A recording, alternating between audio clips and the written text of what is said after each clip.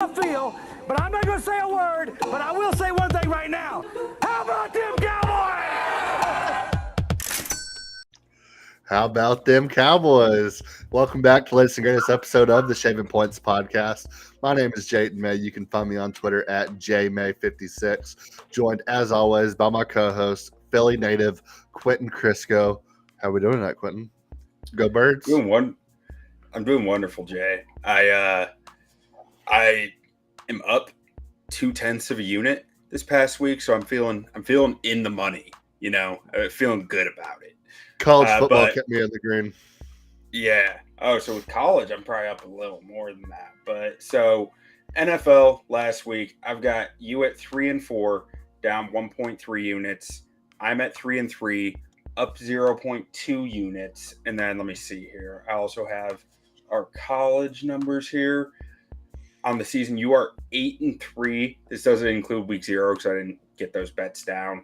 And I've got you up 5.1 units. I am 7-5 and up 1.6 units. Let's go.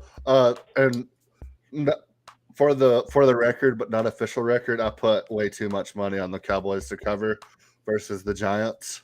So I'm looking good there. Yes, you're feeling it. Feeling the juice. I like feeling it. The juice. Yeah, I love it. So what are your biggest takeaways from week 1 in the NFL? Sloppy? The world's over. Every quarterback on earth is terrible except for like Dak Prescott and who else performed well. Jordan Love evidently is great. Dak Prescott did not perform well. Excuse me. He was 12 for like 21 for 148 yards and a 40-0 victory with no touchdowns. Okay, so that just leaves Jordan Love. Jordan Love is the new best quarterback on earth, and everyone else stinks at football. Tua. Tua. Okay, Tua. Tua is leading the clubhouse leader for MVP votes right now. Patrick Mahomes is still great, but nobody can catch the ball. Yeah, well, I only judge quarterbacks by EPA per play. According to EPA, Patrick Mahomes sucks, so that's it. Book closed. Yeah. No, I mean, Dak had some drop issues as well. I think Ferguson had 4 drops in the game, but he did hit CeeDee Lamb on a nice. He did hit CeeDee Lamb down the sidelines for a nice little 40-yard gain at one point. But the weather is miserable, and the Cowboys defense had already had 14 points in the first 3 minutes of the game, so he didn't really have to do much there. It worked out for him. It definitely worked out for the Cowboys. Anthony Richardson looked good. Yeah. Much better than I thought he would look as a passer. He didn't even really have to run the ball. Yeah, I think that he's a guy who's going to do well as just like within that Steichen offensive, like hit it or run. I think that's something he can very well do. Yeah. I think he looked best out of all the rookies, honestly. Probably because he had the best O-line. Yeah. Bryce Young had some happy feet. I don't know. That Texans offensive line missing all those starters is brutal. But yeah, I think they'll both be all right. I think this could be a very good rookie class of quarterbacks going forward in the future. But I mean, I try to tell everybody all summer that Josh Allen is closer to Dak Prescott than he is Patrick Mahomes. So it's aging like fine wine. Yeah, it's weird. I was given a lot of leeway, I guess, with Josh Allen of like the injury last year. I thought that was, enough to say Josh Allen's issues last year. I can write enough of them off with the injury. His short accuracy went out the window when his elbow went, and it was just, all right, well, I got to chuck it deep all the time. And yesterday, he looked like he was still playing with that injury. It was just saying, I'm going to chuck it deep all the time. I'm going attack mode. He was bordering on Jay Cutler yesterday, so that's not good, even if he is the greatest Chicago Bears quarterback of all time. It's not what you want to strive to be. I think Josh Allen will bounce back, though. I think he'll figure it out. And then other quarterbacks who struggled, I mean, you have Joe Burrow. Like, who expected that? I knew he was hurt in camp. I knew he didn't play at all in preseason, but to get, pretty much shut out in Cleveland, that and a defense that I think is much improved in Cleveland, but shutting out Joey B, that's 84 yards. Not good. yeah. Yeah, But- that is shockingly poor. Yeah, but he started slow last year too, so we'll see what happens there. They started 0-2 last year, then went 14-1 down the stretch. Yeah.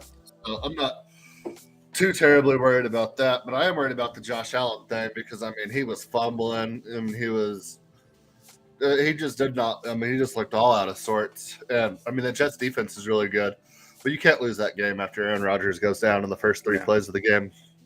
He was Just trying to had- do it all himself, and he needs to had a not do that.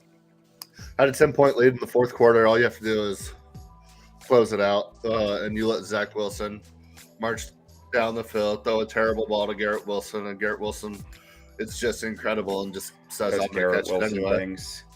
Yeah. Yeah. But all in all, very exciting. I apologize for my dogs. They won't shut up. So if you can hear that, I apologize. But Anyone Yeah, who's upset with it, it's a puppy. yeah, You can't be upset at a puppy. but very excited moving forward. Obviously, Cowboys look fantastic. Didn't really have to do much in that win offensively, but I am still worried about that offense moving forward. But Jalen Hurts showed obvious regression in week one, and it is week one. But when you look at the division right now, hard to bet against the Cowboys in that NFC East. So Yeah, very hard. very promising moving forward. New England Patriots look good. Mac Jones kind of slinging that rock. Offensive coordinators kind of matter. Yeah, If you weren't aware. they don't really. Maybe they don't matter, but having an offensive coordinator calling the offense as opposed to a defensive coordinator calling the offense matters. Wait, what if he's a rocket scientist? I think that hurts. That hurts? Oh, boy. I would The Patriots got it wrong last year then. Yeah, very much so with their quarterback. But anything else you want to talk about in week one, college or NFL? Maybe not college. Texas Tech ripped my heart out, and the Chicago Bears ripped my heart out the very next day, whatever was left of it. What which was happened? probably What still happened quite to a you? bit. What happened to you is what I was worried about happening to me. Luckily, it hasn't happened yet. But yeah, Well, season's over. Lucky for me, I don't have any Super Bowl or really even playoff aspirations for the Bears this year. I was just hoping for competency. It was the Packers too. You want to beat the Packers. Yeah. Well, after what? Haven't beat them since 2018. So Well, how many Is it times have they 5 beat them years? since Lovey? They've beat them twice since Lovey Smith left. three. Three Three times times. since Lovey Smith.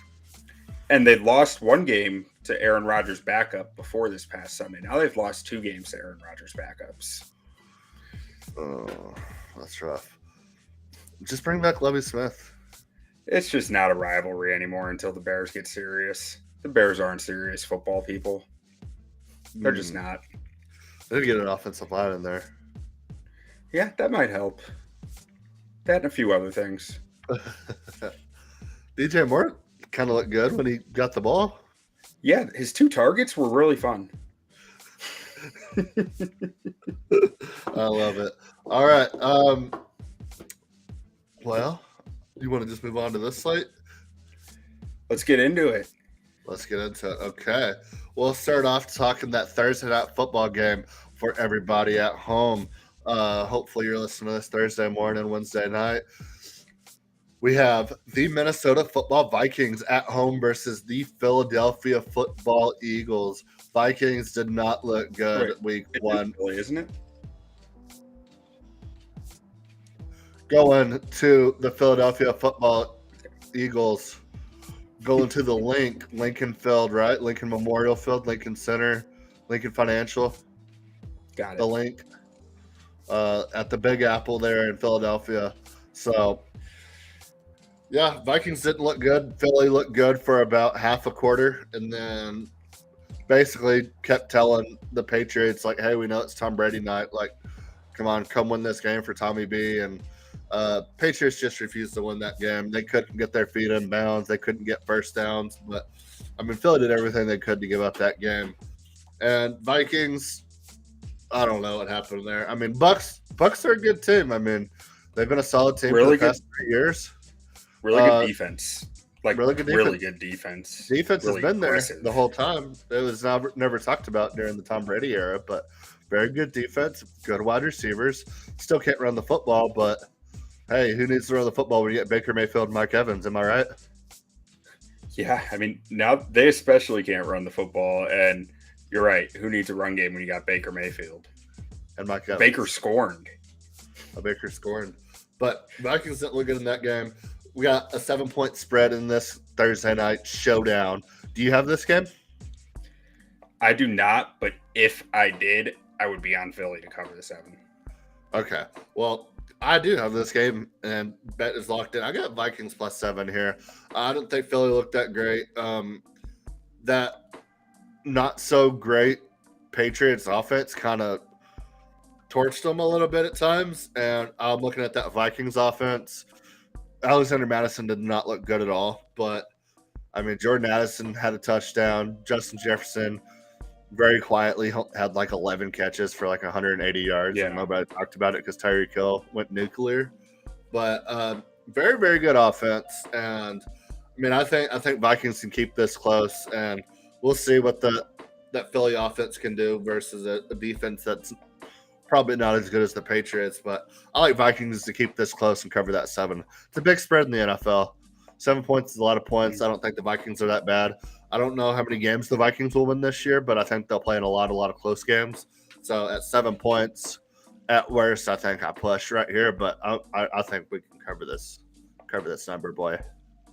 Yeah, I can see it good. Like, that's why I stayed away, because I could see it going either way. But if push came to shove, I'd be on Philly mainly because Prime time. I have a really hard time betting on teams who don't have good solutions at cornerback. And the Vikings just do not have many answers at cornerback, which means that Kirk Cousins is one interception away from it being a multi-score game. That's really the only reason why I would be on Philly. And really, because I think Philly's receivers can go to town on the Vikings corners. Yeah, does Philly have good receivers? Yeah, Devonta Smith's pretty good, and AJ Brown's Oh yeah. What about Dallas Goedert? 0 targets, 0 catches. He's tight end. I don't really care. Tight end. All right, moving on. Next game on the slate here, we have the Baltimore Ravens going all the way across the country to the Cincinnati, Ohio football Bengals. And a Cincinnati team that looked god-awful week 1. Baltimore team that really didn't look great. Kept that Texans team in that game till the very end, and they kind of pulled away. 2 teams that underperformed, but Baltimore got their win. Cincinnati got destroyed. 3.5 point spread here. Bengals are favored. Who do you got in this game, or do you have this game?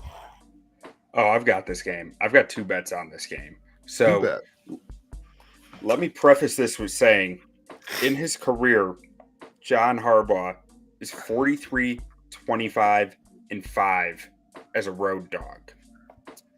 Further, 43, 25, and 5 as a road dog. So he likes being a road dog. Beyond that, he is 16, 8, and 1 as a road dog in division. These are against the spread, by the way. So these aren't win-loss. This is against the spread. John Harbaugh, not as good. John Harbaugh road dog is one of the best bets in the NFL. 3.5 is one of the best numbers you can get. I'm on the Ravens. Ravens cover the spread. Ravens plus 3.5. That just seems obvious to me based on the history. And I'm also on the under 46.5. Two offenses that were, maybe it's a rat line. I don't care. I'll go down with it. But on the under, two offenses that didn't have their footing last week. Maybe they find it this week. Maybe they don't. I like both their defenses, so even if they do, I think that number's got a shot. Yeah, so this is the rattiest rat lineup that's ever ratted so far, and the long 2 weeks of the NFL season. I'm taking Bengals minus 3.5. Yeah, I just don't think they play that bad again. Joe Burrow is very, very good. I trust Joe Burrow to get that offense fixed before the Ravens get their offense fixed. So for that reason, I think the Bengals can play good defense, and I could see Bengals coming out and Joey B and Jamar Chase just going off in this game. So yeah, I got Bengals minus 3.5.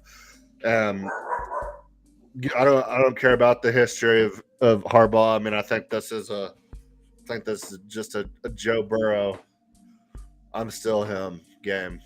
I'm putting my Joe Burrow still him stamp of approval in this game and taking Bengals minus 3.5. Maybe it will be, but two of my number one rules in sports gambling are John Harbaugh road dog and plus 3.5. And when you hit two of the number one rules for sports gambling, you gotta do it. No, you gotta do it. You can't pass.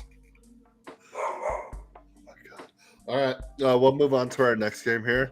We have the Indianapolis Football Colts going all the way downtown Charlie Brown to Houston, Texas, H-Town. We have a showdown of rookie quarterbacks in the division. Indy was one of my bad beat for me last week, man. Indy should have easily covered that game. Really? Because I was on the Jags. I know you were. I'm not sure they should have. Oh. I mean, there was fluky stuff all over that game in Indy's favor. It was a bad beat. All right. But anyway, Indy should have covered last week. But Indy at Houston, showdown of rookie quarterbacks, D'Amico Ryans versus Shane Steichen. Two rookie quarterbacks, two rookie head coaches with Anthony Richardson and CJ Stroud. So who do you like in this game? I mean, we are living by the motto, do not sleep on the Texans this year. I'm taking Texans money line. Home in division dog. 1.5 point spread, by the way. Yeah. I've got some more stats for you. Home dogs in division, less than 3 points, 53% win rate over the last 5 years. So, light number, but you got the number on your side. I liked the fight in Houston last week, even though they haven't scored a touchdown yet. I don't think Indy's defense is going to be close to Baltimore's. I think that it's going to be a tight game, but I think the home field advantage, and I think there's a coaching advantage here. I think D'Amico Ryans is going to have a coaching edge over Shane Steichen and put Anthony Richardson in some situations that they might not be ready for. Yeah, Bobby Trees looked good last week. We need to get Nico Collins going to that offense. We need to get Dalton. I think he ended up with like 80 yards. Nico Collins. Oh yeah. I was watching Red Zone, so I only saw bits and pieces. Didn't really get a chance to break down the box score and stuff. But yeah, I like the fight of Houston week 1. I don't think Indy's nearly as good as Baltimore, but I think Baltimore also played a bad game. I do like Baltimore for this season. I like Anthony Richardson a lot, but yeah, give me CJ Stroud and D'Amico Ryans in this game as well. I don't have it bet, but if I were to be on this game, I'd be on Texans as well. So I agree with you there. Can't sleep on them. All right, next up we have Green Bay going to Atlanta. Green Bay after just demolishing Q's old team, the Bears, before he moved and became a fighting Philly fan, going all the way down to Chi-Town, the Atlanta Falcons. Do you have this game? Oh, I got it. I got this game too. So I'll start out here. Falcons look pretty good week 1. Not great, but I think Desmond Ridder he's the same Desmond Ridder he was at Cincinnati. Nothing has changed, but he takes care of the ball. I don't know if we need to send out a memo to coaches, but I mean, if you use a top 15 draft pick on a running back who only has like a 4-year shelf life anyway, what's the point of not giving them the damn ball? Atlanta Falcons, Detroit Lions, what the hell are we doing? I mean, David Montgomery got twice the amount of carries as Jahmyr Gibbs in the Lions game and had like 7 more yards total with 12 more carries. It was absolutely outrageous. And then you go look at the Falcons game. Tyler Algier had more carries than Bijan, even though he actually had a pretty good game. But still, what are we doing here? Anyway, I digress. Falcons, give me +2. I think they're going to be able to run the ball, control the clock in this game. I like their defense a lot. Jesse Bates looked absolutely fantastic for him last week. Home game versus the Packers. I think Packers are getting propped up a little bit because I think the Bears played an absolute shit game. And so I think Packers are getting way more love than they should be. So, yeah, give me no lie. You here. One of the worst coach games I've ever watched as a fan of a team who watches a lot of poorly coached games. Yeah. But Falcons money line. Yeah, I mean, I'll probably take it on the money line too. I usually only give out spread picks, but yeah, I mean, yeah. No, I mean plus 106, so you're not getting a lot of juice there, but a home dog, a narrow spread, one of these has got to hit. I mean, yeah, I like Falcons +2. Kind of like the under in that game too, but I thought about that, but gonna leave it at that for now. Total's at 40.5. So, also, fun note: Atlanta's defensive coordinator has been Green Bay's defensive back coach for the last 4 years before this. Also, fun note: Jesse Bates is fantastic. That he is, Master Bates. Thaddeus Master Bates. That's a hell of a name. All right, moving on. We have the Kansas City Chiefs after a very poor performance. Not even a poor performance, just lousy performance, I guess. I mean, Patrick Mahomes looked great. The defense looked all right. The defense played well for no Chris Jones. And Chris Jones coming back this week after a really weird contract situation. Ended up signing for basically what the franchise tag would be on a 1-year deal. With a lot of incentives. Incentive ridden big time. And the incentives were basically to pay his fines. It was a weird deal. But so they should have him and Kelsey back this week, going all the way down to Jacksonville to play the Jacksonville Jaguars, who look pretty good week 1. Trevor Lawrence. Everybody loves Trevor Lawrence. I got the over in this game. I have over 51. Getting Travis Kelce back, I think, is going to be huge for that Chiefs offense. It should open it up a little bit. Rice looked really good for him last week. I think Kelce coming back is just going to open him up even more. Kadarius Toney is wide ass open all over the field. I know he didn't catch anything, but I'm just going to chalk that up to being an anomaly. I mean, the dude was wide ass open all night against a pretty good Detroit secondary, I would say. So, well, I mean, rumor has it that he does not have hands, which would really hurt his career. Yeah, I mean, if he doesn't have hands, maybe sucks. But Travis Kelce coming back is going to open that offense wide up. Oh, another team. While we're on the conversation of running backs, fucking Clyde Edwards-Helaire, are you serious? Over Pacheco? He's back. Is he? He's still terrible. It's that contract year, man. I was surprised he even made the team, honestly. And then he got way more snaps than Pacheco, and I'm like, what are we doing here, guys? But yeah, I'm taking over in that game. I like both teams' offense quite a bit.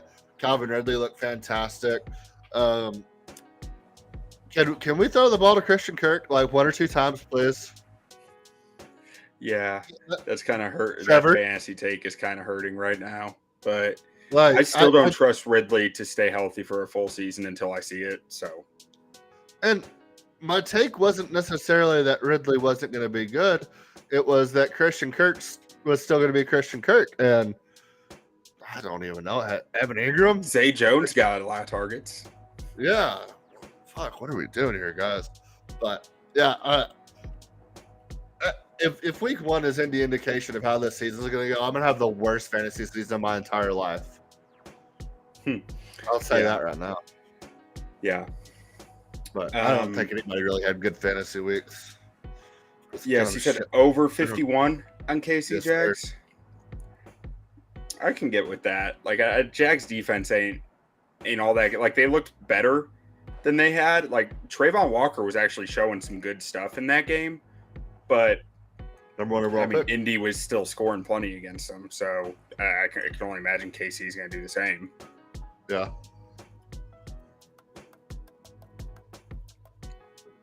And next up here, I've got the San Francisco 49ers going into I don't remember what that stadium's called. The one with where the game is broadcast on the roof in LA. Going into the SoFi? Rams house. Yeah, SoFi. Rams house. San Francisco 49ers, LA Rams. Matt Stafford looked good. I got to eat my I've been words. telling you. Hey, I wasn't at camp. I didn't see him throwing. I don't know. I'm Puka just Laduka. speculating based on what we've seen. Puka Laduka. What's his name? That rookie from Puka Notre Dame? Nakua. Yeah, Puka he was Nacua. one of my deep sleepers in fantasy, actually. I mean, he looked damn good week 1. Yeah, he was one of my deep sleepers. Aaron There was a lot to Jefferson? like with him in that offense. Kyron Williams? The offensive line looked competent. I'm like, so jealous. Yeah, contenders. I'm so jealous of the team that has Sean McVay. He put up 30 points with the team that is like superiorly less talented than the Chicago Bears. Just like nothing. Against a team that's better, in my opinion, than the Packers. Yeah. Just I don't And the get defense, it. But I don't think they can do that against San Fran. I think San Fran's going to keep the ball on the ground all the game because why would they throw when the Rams are just Aaron Donald on defense? Give me the under 44. Oh, under 44. I like that. Also, historically, Sean McVay cannot beat. Is it Sean McVay can't beat Kyle Shanahan, or Kyle Shanahan can't beat Sean McVay? I can never remember. Pretty sure McVay can't beat Shanahan. Yeah, I think it's McShay can't beat Shanahan. McVay, not McShay. Todd McShay has nothing to do with this, ladies and gentlemen. But yeah, I'm not taking this game. But if I were, I like that under. But maybe I don't. I know. Unders are lame and boring, and that's who I am. I love my unders. All right. Well, I don't know who's tanking for Caleb Williams at this point, because the Cardinals fought to the very end. Yeah. And then the Rams just went out there and just beat the shit out of.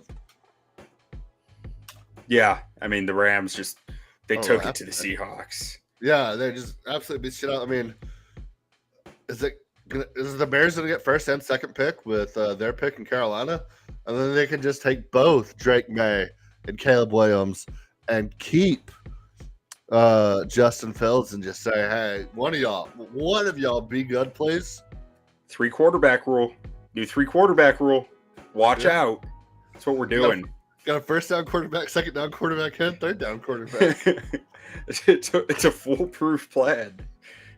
Yeah, but yeah, I don't know who wants Caleb Williams at this point, because I mean, I thought for sure it was going to be a race between the Rams and Cardinals, and both teams look competent. So, moving on. I think the Cardinals are gonna. I think they'll fall back a little. I think that was a week 1 like win one for the Gipper type thing, and that defense I looked don't good. think it'll last. I mean, I think what is really going to. Yeah, Sam Howell is the other best quarterback on the planet. How did we forget about that?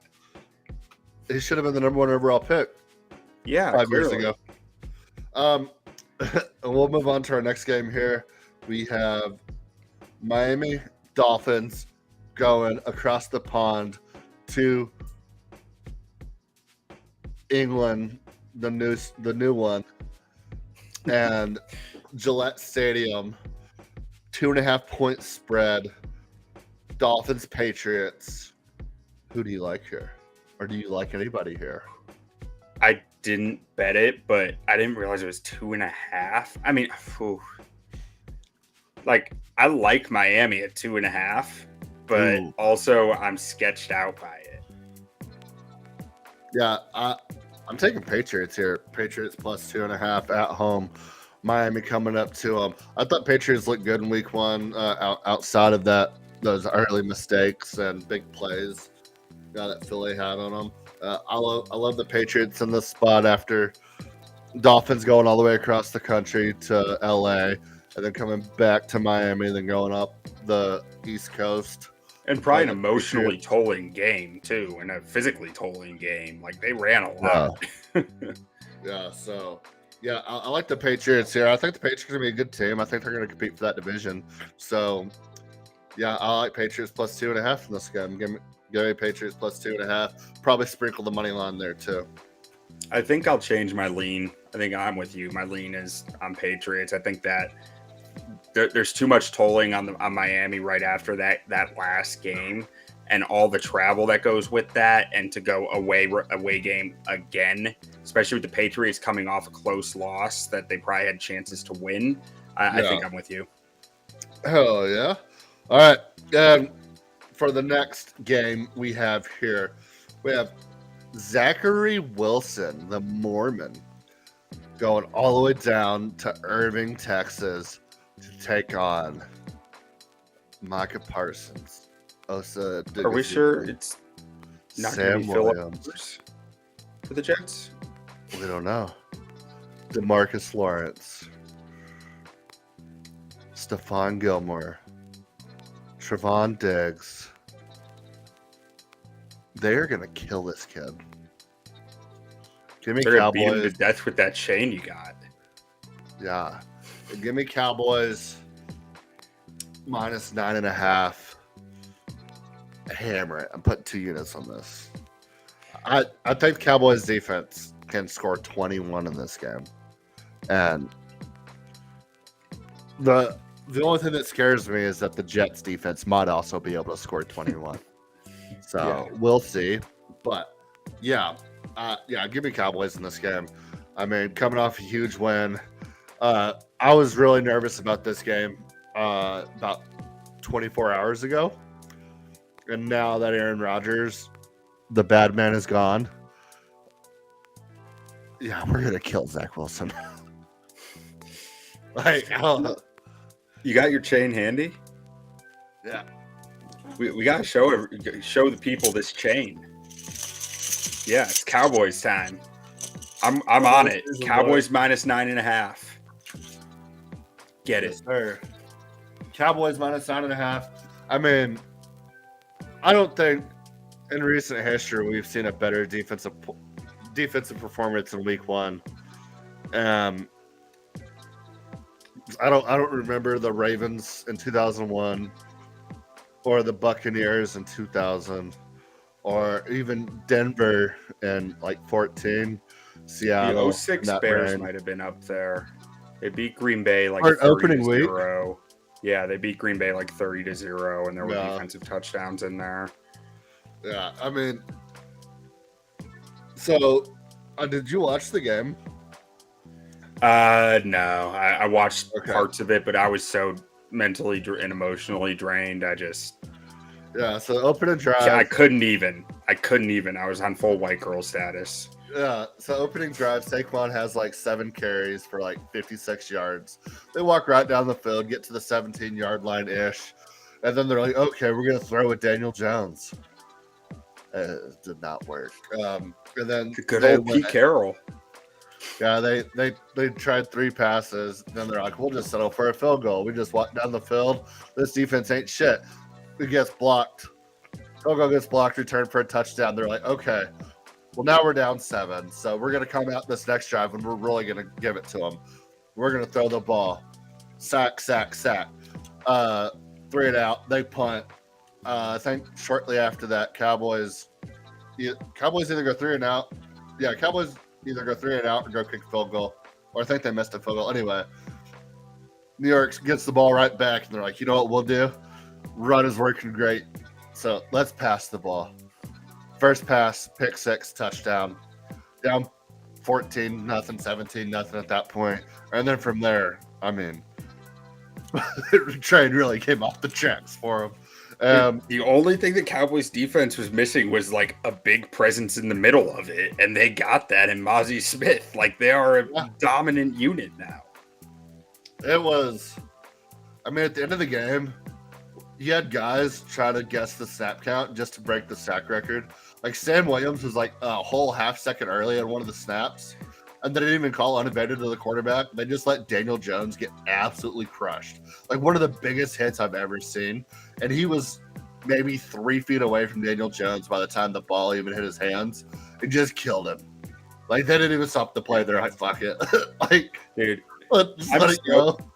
I'm so happy for you that you have this defense. Like, I can't even explain it, but like having a great quarterback is obviously like the thing that everyone wants, you need, but like there is nothing more fun in football than watching your team just morally destroy an opponent with their defense. Like I've seen it multiple times in Chicago. It's resulted in 0 Super Bowls for me. The one was before I was alive, but like it is so much fun to watch. It's so enjoyable.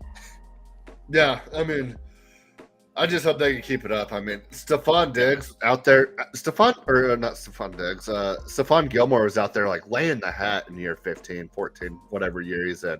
I mean, he was hitting people. He had an incredible interception that I still don't know how he caught it. Trevon Diggs had 2 forced fumbles. I mean, he was Peanut Tillman out there, man. Yeah. He was like going up behind people and just poking that ball out 2 different times. Incredible. And then Micah Parsons was doubled 4 times, and every single time he was doubled, Cowboys got a sack. So it's like, what are you going to do in that situation? Odigizui, they have Odigizui on the outside now. They took him out of the inside. Where he belongs at 280 pounds. Dude, he was killing that first round pick they took a couple years ago. Andrew Thomas. Evan Neal or Andrew Thomas? Really? Andrew Thomas, yeah. We beat him 3 times. And then Neal was getting destroyed by DeMarcus Lawrence and Micah Parsons just consistently. It was the least amount of snaps Micah Parsons has played since he's been a starter in the Cowboys rotation. They're just rotating him out, giving him rest constantly the whole game, and still dominant everywhere. It was one of those games where it's like probably never see anything like that again this year for the Cowboys, but damn, dude, what a good start. Absolutely, man. It's exciting. I love good defense. Yeah. I had the over in that game. The over was 44.5, and we didn't hit it. When we had 3 missed field goals, so that was unfortunate. Tough time to be a Giants fan. Yeah, I mean, I think the Giants will be all right this year, man. It was just everything that could go wrong went wrong for them. Yeah. Good thing is Saquon looked good. Daniel Jones looked good running the ball.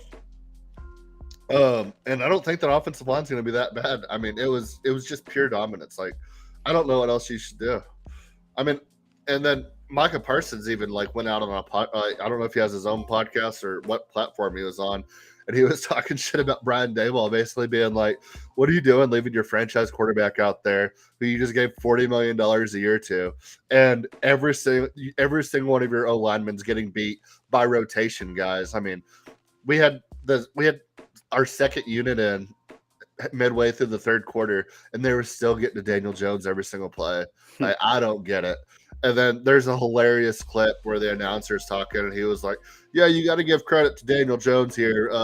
Has the guts to stay out there saying, 'This is my team. I'm going to lead this team.'" And the very next play, Sam Williams just flies off the edge and kills him. And it was just like, what are we doing, man? But yeah, I think the Giants will be fine. It was one of those things. One team played their best ball, and the other team played their worst ball. Yeah, I think they'll be fine this season, though. Yeah, see it. You want to get to some college and then maybe touch on a little fantasy talk after that? Yeah, I'm just going through. Is there any games that we missed that you want to talk about? Bears, Bucks. I'm just staying the fuck away. Like, yeah. I have no idea. Like, I watched the All 22 with the Bucks Minnesota game. I have no idea what to think of them. They spent the whole first half trying to force the football to their tight ends because they wanted to do everything on 12 and 13 personnel, which is why if you're a fantasy football Mike Evans owner, you were sweating the entire first half wondering why Mike Egg had a goose egg. Yeah. So they can't really run the football. But their defense is disgustingly good and crazy with the blitz schemes that they're doing. Like Todd Bowles has a squad there on defense. And who knows what the Bears can do? I mean, JT O'Sullivan just put out a video trashing the entire coaching staff for what they did Sunday, which is awesome. You should go watch it. But I don't know if I can have any confidence in this coaching staff until they prove it to me again. So stay far away from that game. I don't know what to think. Far away. The only other game I wanted to talk about is Seattle Seahawks at Detroit Lions. Detroit coming off a big time Week 1 win against Kansas City, probably one of their biggest wins in franchise history. Is that too bold to say? In my life, probably. Yeah, and you have a Seattle team that got embarrassed by the Rams. I kind of lean in Seattle in that game, plus 5.5. But yeah, that's really the only other game I want to talk it would about. depend on the status of their tackles, because I actually did bet Seattle last week, but then I didn't make it public because once I learned about the tackles, I was like, oh no, never mind. I didn't realize this. And that's a big difference. Like missing your left and right tackle hurts a lot. Yeah, Gino didn't look great, but I think this is a classic case of you're never as good as your last win and you're never as bad as your last loss. And I think 5.5 points is just way too much for a team that has as much talent as the Seattle Seahawks has. And with a coach as good as Pete Carroll's proven to be in the NFL. So I'll probably lean towards Seattle that game, but I'm not going to touch it because I think if the Lions just run Jahmyr Gibbs, they're going to be pretty unstoppable. So, but if they don't, then they should have ran away with that game in Kansas City. Every time Gibbs touched the ball, he was electric, and he ended up with like 5 carries. It made no sense. But David Montgomery did make a game-saving block on the last drive. He wouldn't have needed a game-saving block if they had Jahmyr Gibbs in the whole game, because they'd have a 28-point lead. That's probably true. I'm just saying that's why he's out there. I'm not sitting here standing for David Montgomery, but it's the pass blocking is what keeps him on the field. Either that or they're just like, we invested way too much in this guy to play him, so we're just going to sell his jersey. Yeah. So, you want to do fantasy talk or you want to jump into college first? Let's roll through our college picks quick because neither of us have like a super strong opinion on this week's, and then get to fantasy. Yeah, so I've done good on college football this week. This is the least confident I've felt so far, but a team that I've been betting and I'm going to keep betting until they prove me wrong. I'm going Notre Dame minus 34 versus Central Michigan. Notre Dame has a very hard schedule this year. I said it last week. They're going to need to put up big time.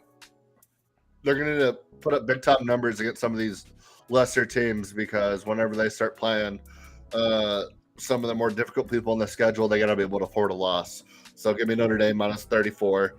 Next up, I have Tulane minus 13. They played pretty good against Ole Miss last week. I think they're a good team, and so it's Southern Miss. So I think they might be one of the better group of 5 teams this year. So give me Tulane minus 13 in that. LSU, Mississippi State over 54.5. Just feels like an over game. LSU bounced back pretty good after that not so great week 1 performance. So Jaden Daniels kind of got it going there for him. So yeah, I like that over 54.5. Next up, I have UTSA minus 8 versus Army going against the troops there. UTSA looked a lot better than they looked against Houston week 1 last week. So I like that. Jeffrey Traylor there at UTSA, that coach, probably the future Texas Tech head coach if Jerry Maguire doesn't get his shit together. So I like that a lot. UTSA minus 8 versus Army. And then you actually convinced me of this before the pod. I don't really know much about it, but I needed an extra play. So taking Syracuse minus 25 at Purdue, and that'll That'll be my college slate. Notre Dame minus 34, Tulane minus 13, LSU, Mississippi State over 54.5, UTSA minus 8, Syracuse minus 2.5 at Purdue. Could you hear my horn? I vaguely heard it. It was kind of quiet, but I heard it there at the end. How about now? I heard that one. Okay, that's the that's the double bet where you and I both have it. So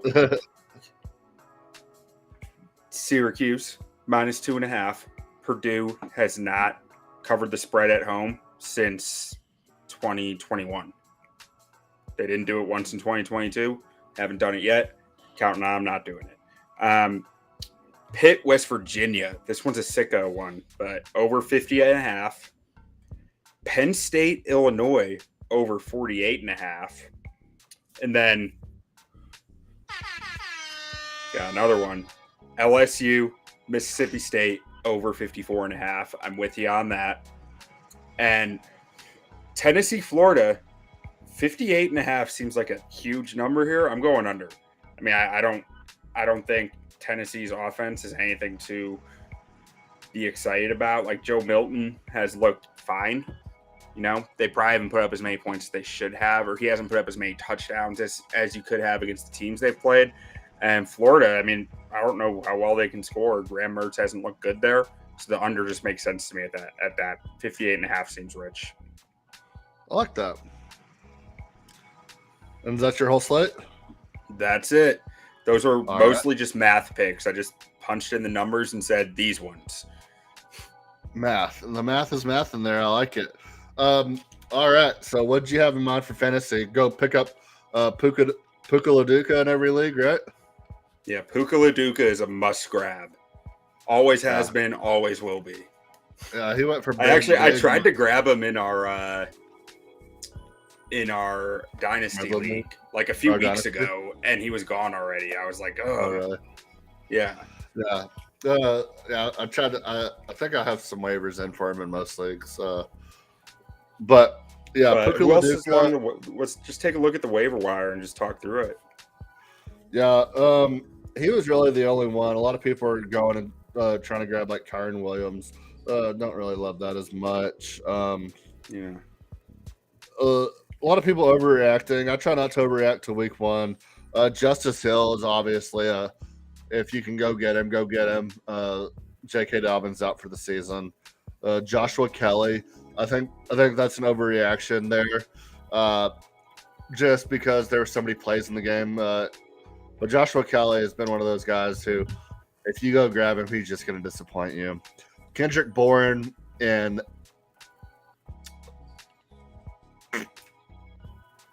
New England. New England offense looked pretty good. Hunter Henry looked good. Bourne looked good. Juju looked good. But that just seems like a very inconsistent offense. But I mean, if you have somebody you're willing to drop, he might be a viable ad. Sorry, keep going. I was gonna say he might be a valuable ad, but I wouldn't go out there and spend a bunch of fab on him or nothing. But yeah, if you can afford to drop somebody, he might be somebody worth looking at. Did you say Chuba Hubbard? Yeah, I feel like he'd be worth he got a lot more touches than I was expecting him to. I think he might be worth a gander if you need running back help. Yeah, and don't go dropping somebody that you had a lot of faith in coming into this season over week one. I mean, that's the biggest mistake you'll see is, oh, I love this guy, but he didn't do nothing week one, so I'm gonna go drop him for some guy who went off, and then somebody else goes and grabs him off the waiver, and then you're week 10 of the season, you're like, damn it, I drafted that guy, and he's the 8th best player at his position, and the guy I picked up hasn't done shit since I got him. So don't overreact too much. Don't go spend all your fab. But Puka Laduca, I was going to say, sure. Rashid Shaheed, that's it. That guy, he was one of my sleepers. 6 targets from Derek Carr. The chemistry seems to be there. The snap counts seem to be there. I think he's a guy worth having. Like I drafted him in a lot of leagues. I'm looking at the league that I have that has the most standard like benches and roster construction. So it's like in most leagues, I think the waiver wire should pick should go along these lines. Romeo Dubs is another one who you might want to target if No Christian Watson. if you last believe week. in that Green Bay offense. I don't know how his targets are going to keep looking after Christian Watson gets back and if Jordan Love comes down to earth a little, but he put up good Roshan numbers last Johnson week. looked good. Oh, Roshan Johnson. I mean, so to be fair, some of that was garbage time, but he did look good. And I think his opportunities are only going to grow. I mean, I drafted Roshan Johnson in multiple leagues. Zay Jones as well. People forget Yeah. Zay Jones was Trevor Lawrence's favorite target last year. And the chemistry is real there. Yeah. Let's see. Another one, Zach Moss coming off injury. Deion Jackson did not look good for Indy week 1. Evan Hall didn't look good, who they like both those guys a lot coming into the season. Zach Moss, one of those guys who never really put it together in Buffalo, but he's going to get his opportunity this week. So if you can get him, maybe go get him. But you got 2 weeks till Jonathan Taylor comes back. And if this team keeps playing as well as they are when Jonathan Taylor comes back, I think you're going to get a fully healthy Jonathan Taylor, right, geared up and ready to go. So, but at the same time, you could get, if Jonathan Taylor ends up getting traded or something, you could have a valuable backup there. So I think Zach Moss is worth having if you can. Yeah, I definitely think so too. He did come back from his broken arm. I realized after last week's show, just in time for the game. And then Jacoby Myers looked good in that Raiders offense. Jimmy G looked good. We didn't really talk Raiders, but what a win by them. Yeah, I mean, I didn't catch any of that game, but like, I didn't either. good but on them. I saw some highlights, and I knew it half. They got the Bills this week. I might like the Raiders plus 8.5 in Buffalo. I think the Bills are bouncing back. Maybe. Rashee Rice, last one I'll say. I mean, I think everyone knows he that was one. gone. That one's pretty I obvious. think he got drafted in most of my leagues. Yeah. I'm just looking at the waiver wires of the league I'm in. Like I said, with the most standard roster constructions, and he's available there. So if he's available for you, consider it. But yeah, I still need a receiver. Yeah. But I think that's about it for me. You got anything else this week? Anything else you want to touch on? Are we firing round polls? Nah, not yet. I don't know. I've never been as high as everyone else on polls, but like, I don't have a real reason not to be either. I just What about Eberflus? been Are we firing him? that one's closer than polls, I think, but no one's getting fired till the end of the season. There's still 16 games. Let them play it out. Let them see if they can fix it. All right. Well, I think that'll do it for us. I'm Jay. Make some money. You can find me on Twitter at JMA56. Quentin, you can find him on Twitter at BuckisStats. Let's make some money, and whatever you do, don't sleep on them Texans. Don't do it. Adios.